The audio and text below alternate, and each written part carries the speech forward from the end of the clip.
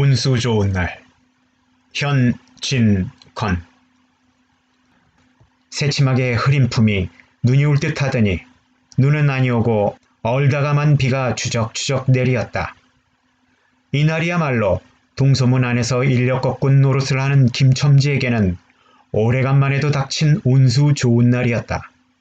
문 안에, 거기도 문 밖은 아니지만 문 안에 들어간답시는 앞집 마나님을 전찻길까지 모셔다 드린 것을 비롯으로 행여나 손님이 있을까 하고 정류장에서 어정어정하며 내리는 사람 하나하나에게 거의 비는 듯한 눈결을 보내고 있다가 마침내 교원인 듯한 양복장이를 동광학교까지 태워다 주기로 되었다. 첫 번에 30전, 두 번째 50전, 아침 대바람에 그리 흔치 않은 일이었다. 그야말로 재수가 옴붙어서 근 열흘 동안 돈 구경도 못한 김첨지는 10전짜리 100통화 서푼 또는 5푼이 찰칵하고 손바닥에 떨어질 때 거의 눈물을 흘릴 만큼 기뻤다.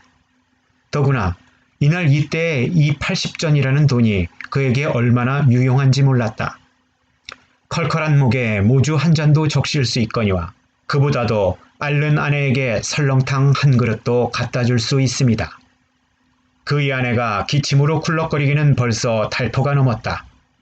조밥도 굶기를 먹다시피 하는 형편이니 물론 약 한 첩 써본 일이 없다.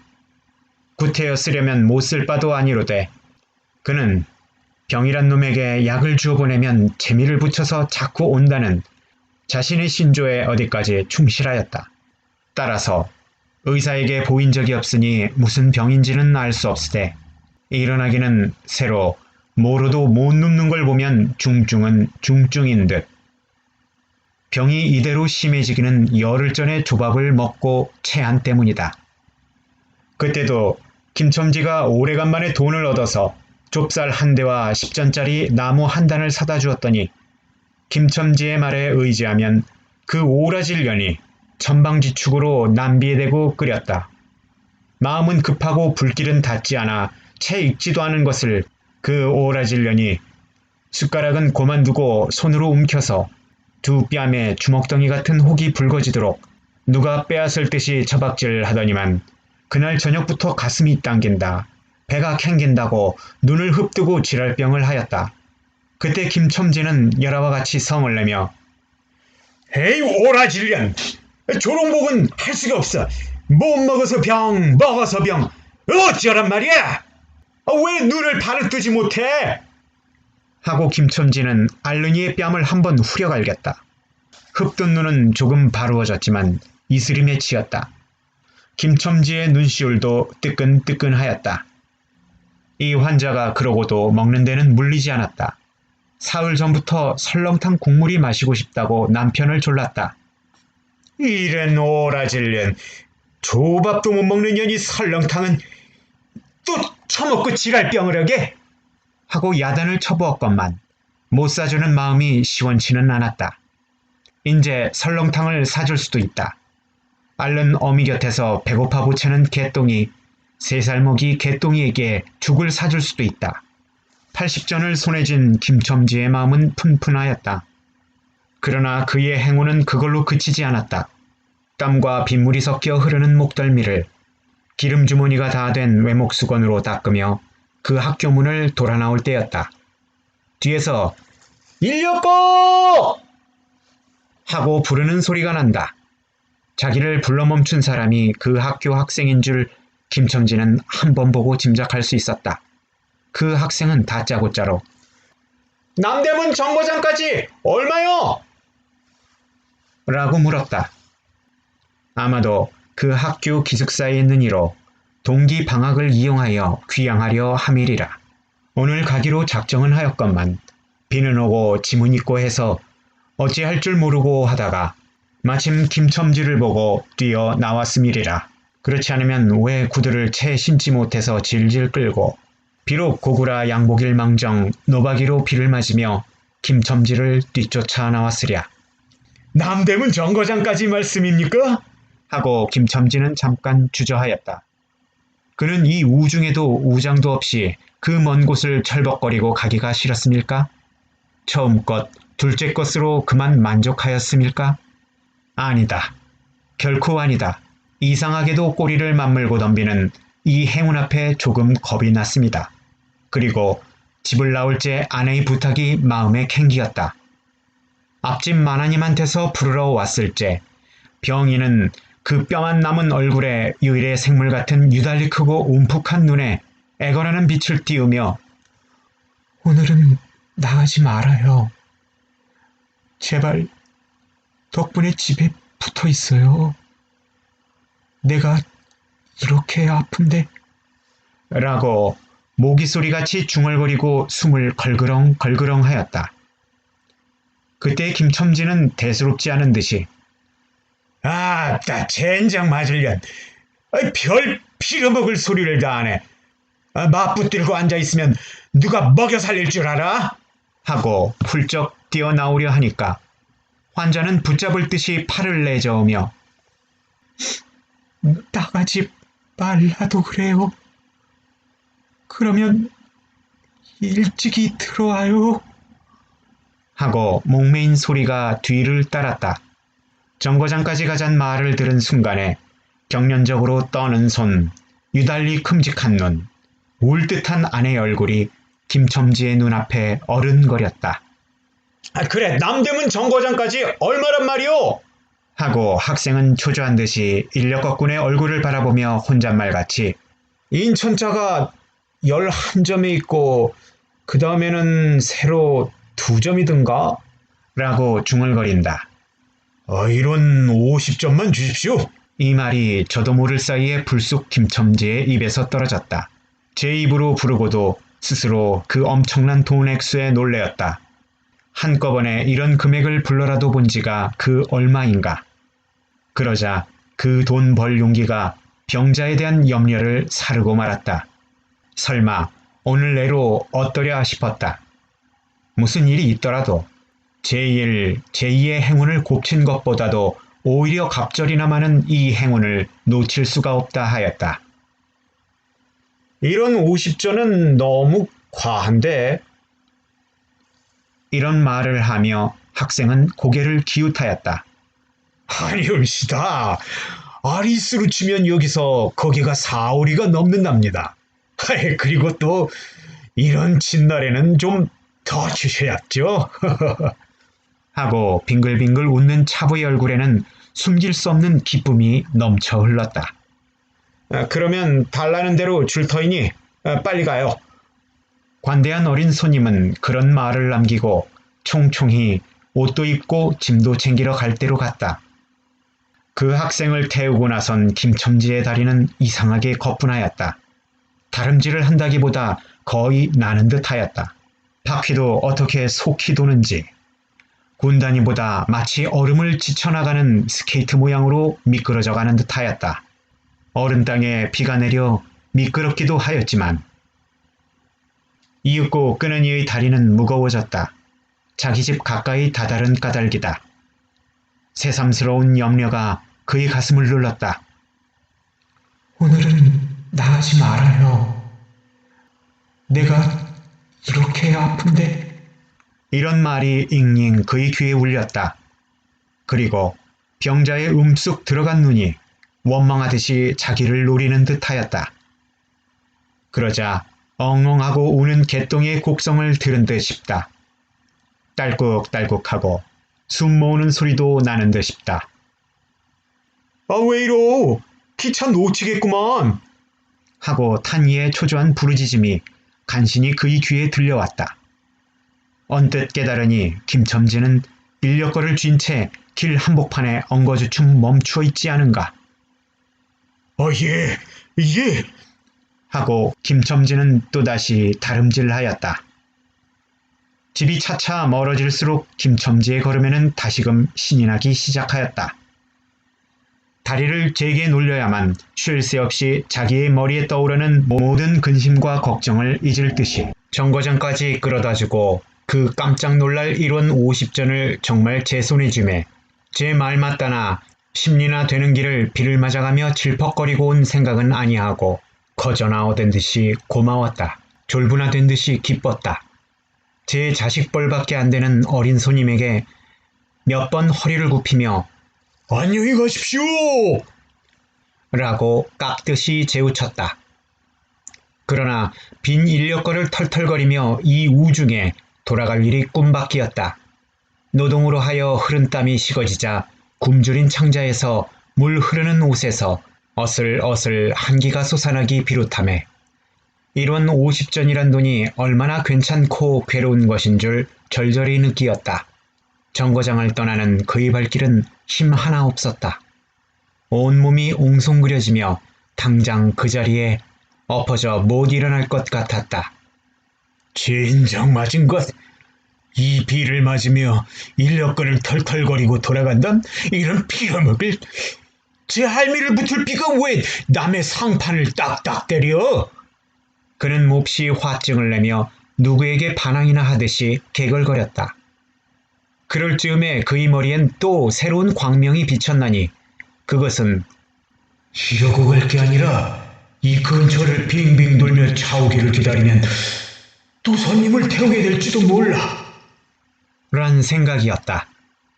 오늘 운수가 괴상하게도 좋으니까 그런 요행이 또 한 번 없으리라고 누가 보증하랴. 꼬리를 굴리는 행운이 꼭 자기를 기다리고 있다고 내기를 해도 좋을 만한 믿음을 얻게 되었다. 그렇다고 정거장 인력거꾼들의 등살이 무서우니 정거장 앞에 섰을 수는 없었다. 그래 그는 이전에도 여러 번 해본 일이라 바로 정거장 앞 전차 정류장에서 조금 떨어지게 사람 다니는 길과 전차길 틈에 인력거를 세워놓고 자기는 그 근처를 빙빙 돌며 형세를 관망하기로 하였다. 얼마 만에 기차는 왔고 수십 명이나 되는 손이 정류장으로 쏟아져 나왔다. 그 중에서 손님을 물색하는 김첨지의 눈엔 양머리에 뒤축 높은 구두를 신고 망토까지 두른 기생퇴물인 듯 남봉 여학생인 듯한 여편네의 모양이 띄었다. 그는 슬근슬근 여자의 곁으로 다가들었다. 아씨, 인력거 아니타시랍시오? 그 여학생인지 뭔지가 한참은 매우 태가를 빼며 입술을 꼭 다문 채 김첨지를 거들떠 보지도 않았다. 김첨지는 구걸하는 거지나 무엇같이 연해 연방 그의 기색을 살피며 아씨, 정거장 애들보다 아주 싸게 모셔드리겠습니다. 댁이 어디신가요? 하고 추근추근하게도 그 여자의 들고 있는 일본식 버들고리짝에 제 손을 대었다. 아, 왜 이래? 남 귀찮게! 소리를 병력같이 지르고는 돌아선다. 김첨지는 어랍시오 하고 물러섰다. 전차는 왔다. 김첨지는 원망스럽게 전차 타는 일을 노리고 있었다. 그러나 그의 예감은 틀리지 않았다. 전차가 빡빡하게 사람을 싣고 움직이기 시작하였을 때 타고 남은 손 하나가 있었다. 굉장하게 큰 가방을 들고 있는 걸 보면 아마 붐비는 차 안에 짐이 크다 하여 차장에게 밀려 내려온 눈치였다. 김첨지는 대어 섰다. 인력거를 타시랍시오? 한동안 값으로 승강이를 하다가 60전에 인사동까지 태워다 주기로 하였다. 인력거가 무거워짐에 그의 몸은 이상하게도 가벼워졌고 그리고 또 인력거가 가벼워지니 몸은 다시금 무거워졌건만 이번에는 마음조차 초조해 온다. 집의 광경이 자꾸 눈앞에 어른거리어 인제 요행을 바랄 여유도 없었다. 나무 등걸이나 무엇 같고 제 것 같지도 않은 다리를 연해 꾸짖으며 갈팡질팡 뛰는 수밖에 없었다. 저놈의 인력거꾼이 저렇게 술이 취해가지고 이 땅에 어찌 가노? 라고 길 가는 사람이 걱정을 하리만큼 그의 걸음은 황급하였다.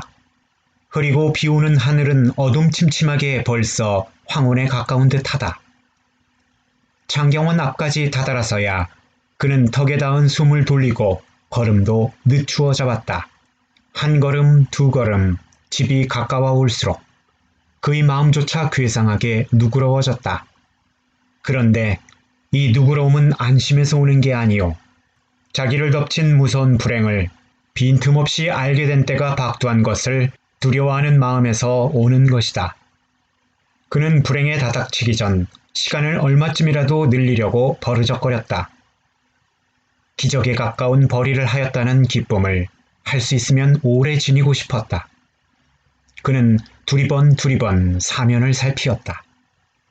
그 모양은 마치 자기 집, 곧 불행을 향하고 달려가는 제 다리를 제 힘으로는 도저히 어쩔 수 없으니 누구든지 나를 좀 잡아다고 구해다고 하는 듯하였다. 그럴 즈음에 마침 길가 선술집에서 그의 친구 치삼이가 나온다. 그의 우글우글 살찐 얼굴에 주홍이 돋는 듯 온 턱과 뺨을 시커멓게 구레나룻이 덮였거늘 노릇탱탱한 얼굴이 바짝 말라서 여기저기 고랑이 패이고 수염이 떼야 턱 밑에만 마치 솔잎송이를 거꾸로 붙여놓은 듯한 김첨지의 풍치하고는 기이한 대상을 짓고 있다. 여보게 김첨지! 자네 문안 갔다 오는 모양일세 그려. 돈 많이 벌었을 테니 한 잔 빨리게. 뚱뚱보는 말라깽이를 보듯 맡에 부르짖었다. 그 목소리는 몸짓과 딴판으로 연하고 싹싹하였다. 김첨지는 이 친구를 만난 게 어떻게 반가운지 몰랐다. 자기를 살려준 은인이나 무엇같이 고맙기도 하였다. 자네는 벌써 한잔 한 모양일세 그려. 자네도 오늘 재미가 좋아 보일? 하고 김첨지는 얼굴을 펴서 웃었다. 아따, 재미 안 좋다고 술 못 먹을랜가? 그런데 여보게, 자네 웬 몸이 어깨 물독에 빠진 새앙쥐 같은가? 하이, 어서 이리 들어와 말리게. 선술집은 훈훈하고 뜨뜻하였다.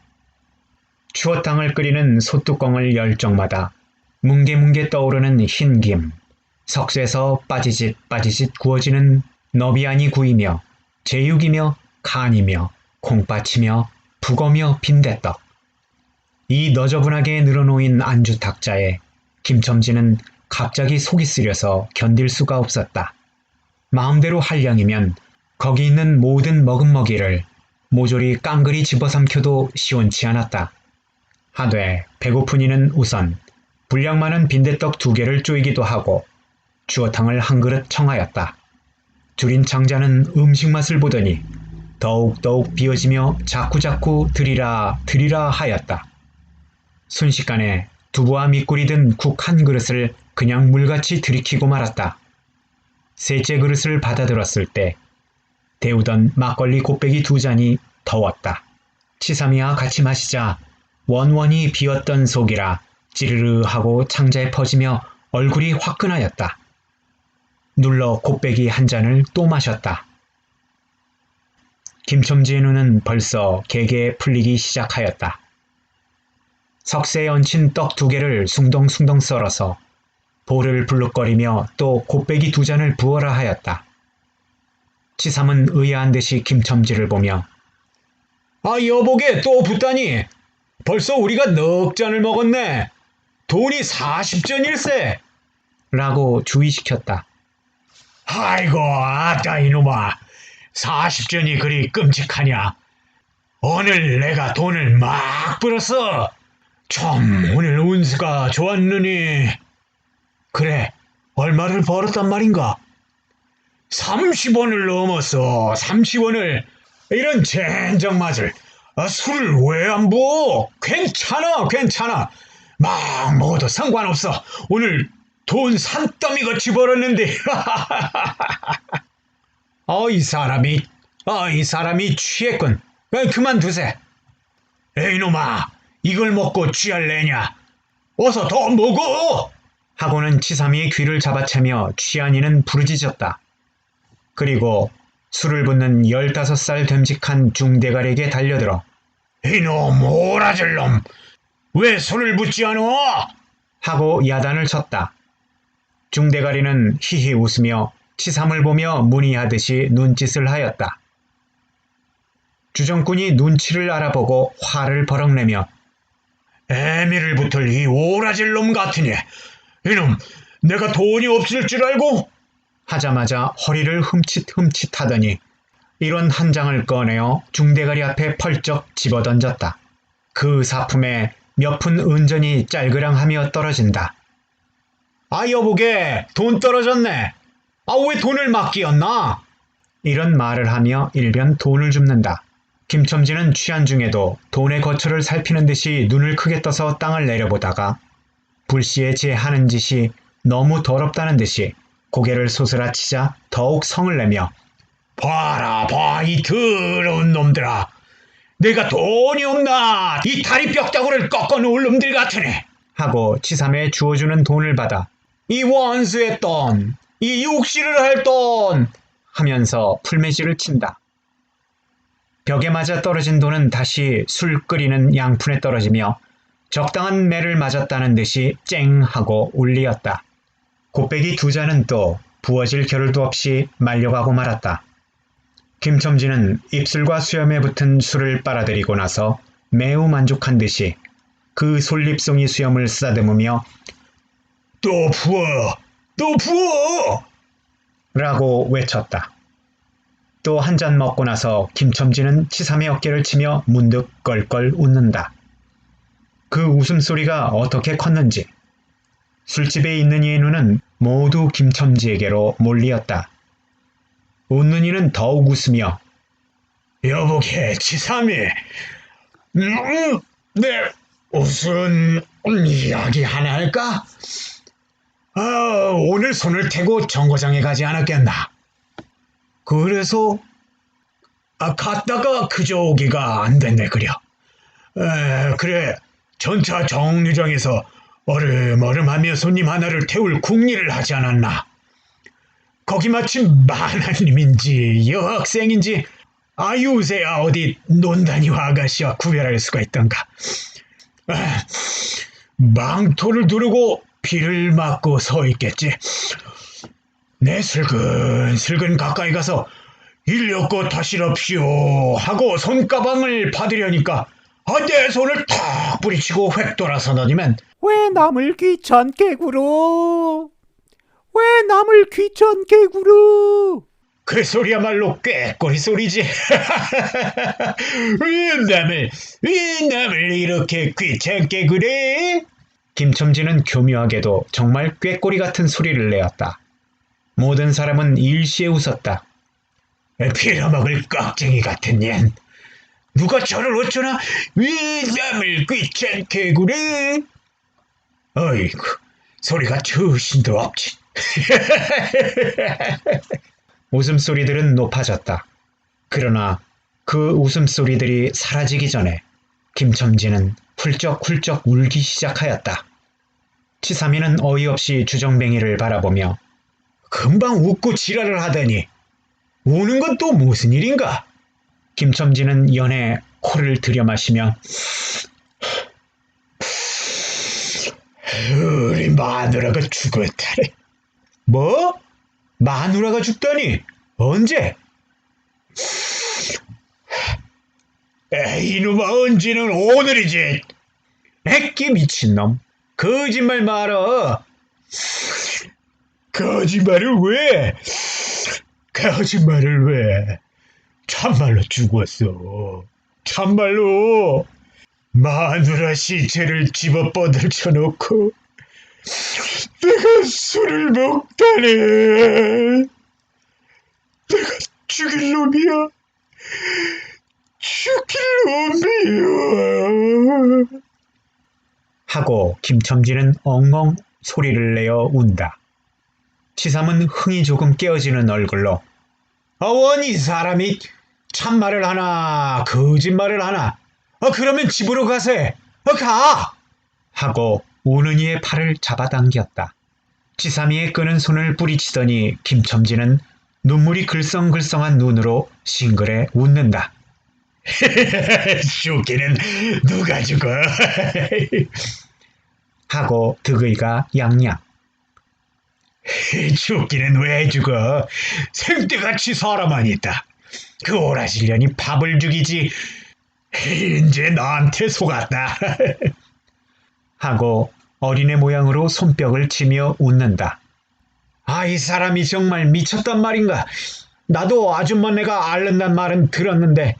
하고 치삼이는 어느 불안을 느끼는 듯이 김첨지에게 또 돌아가라고 권하였다. 안 죽었어. 안 죽었대도 그래. 김첨지는 화증을 내며 확신 있게 소리를 질렀으되 그 소리엔 안 죽은 것을 믿으려고 애쓰는 가락이 있었다. 기어이 일원어치를 채워서 곱빼기 한 잔씩 더 먹고 나왔다. 구준비는 의연히 추적추적 내린다. 김첨지는 취중에도 설렁탕을 사가지고 집에 다다랐다. 집이라 해도 물론 새 집이요. 또 집 전체를 세든 게 아니라 안과 뚝 떨어진 행랑방 한 간을 빌려든 것인데 물을 길러대고 한 달에 1원씩 내는 터이다. 만일 김첨지가 주기를 띄지 않았던들 한 발을 대문에 들여놓았을 때 제 그곳을 지배하는 무시무시한 정적, 폭풍우가 지나간 뒤에 바다 같은 정적에 다리가 떨렸으리라. 쿨룩거리는 기침 소리도 들을 수 없다. 그르렁거리는 숨소리조차 들을 수 없다. 다만 이 무덤 같은 침묵을 깨뜨린다는 이보다 한층 더 침묵을 깊게 하고 빡빡 하는 그윽한 소리, 어린애 젖바는 소리가 날 뿐이다. 만일 청각이 예민한 이 같으면 그 빡빡 소리는 빨따름이요 꿀떡꿀떡하고 젖 넘어가는 소리가 없으니 빈 젖을 빤다는 것도 짐작할지도 모르리라. 혹은 김첨지도 이 불길한 침묵을 짐작했는지도 모른다. 그렇지 않으면 대문에 들어서자마자 전에 없이 이 난장맞을년, 남편이 들어오는데 나와보지도 않아, 이 우라질년! 이라고 고함을 친 게 수상하다. 이 고함이야말로 제 몸을 엄습해오는 무시무시한 증을 쫓아버리려는 허장성세인 까닭이다. 하여간 김첨지는 방문을 왈칵 열었다. 구역을 나게 하는 축이, 떨어진 삿자리 밑에서 나온 먼지네, 빨지 않은 기저귀에서 나는 똥내와 오줌내, 가지각색 때가 켜켜이 앉은 옷내, 병인의 땀 썩은 내가 섞인 축이가 무딘 김첨지의 코를 찔렀다. 방 안에 들어서면 설렁탕을 한 구석에 놓을 사이도 없이 주정꾼은 목청을 있는 대로 다 내어 호통을 쳤다. 이런 오라질년, 주야창천 누워있기만 있으면 제일이야? 남편이 와도 일어나질 못해! 라는 소리와 함께 발길로 누운 이의 다리를 몹시 찼다. 그러나 발길에 채이는 건 사람의 살이 아니고 나무 등걸 같은 느낌이 있었다. 이때 빽빽 소리가 응아 소리로 변하였다. 개똥이가 물었던 젖을 빼어놓고 운다. 운데도 온 얼굴을 찡그려 붙여서 운다는 표정을 할 뿐이다. 응아 소리도 입에서 나는 게 아니고 마치 뱃속에서 나는 듯하였다. 울다가 목도 잠겼고 또 울 기운조차 시진한 것 같다. 발로 차도 그 보람이 없는 걸 보자 남편은 아내의 머리맡으로 달려들어 그야말로 까치집 같은 환자의 머리를 꺼들어 흔들며 이년아, 말을 해, 말을! 입이 붙었어, 이 오라질년! 이것 봐, 아무 말이 없네? 이년아, 죽었단 말이냐? 왜 말이 없어? 또 대답이 없네? 정말 죽었나 봐. 이러다가 눈이의 흰 창을 덮은 위로 짙은 눈을 알아보자마자 이 눈깔! 왜 나를 바라보지 못하고 천정만 봐! 하는 말 끝엔 목이 메었다. 그러자 산 사람의 눈에서 떨어진 달귀똥 같은 눈물이 죽은 이의 뻣뻣한 얼굴을 어릉어릉 적시었다. 문득 김첨지는 미칠 듯이 제 얼굴을 죽은 이의 얼굴에 한테 비비대며 중얼거렸다. 설렁탕을 사다 놨는데 왜 먹지를 못하니? 왜 먹지를 못하니? 계상하게 오늘은 운수가 좋더니만. 운수 좋은 날. 현진건.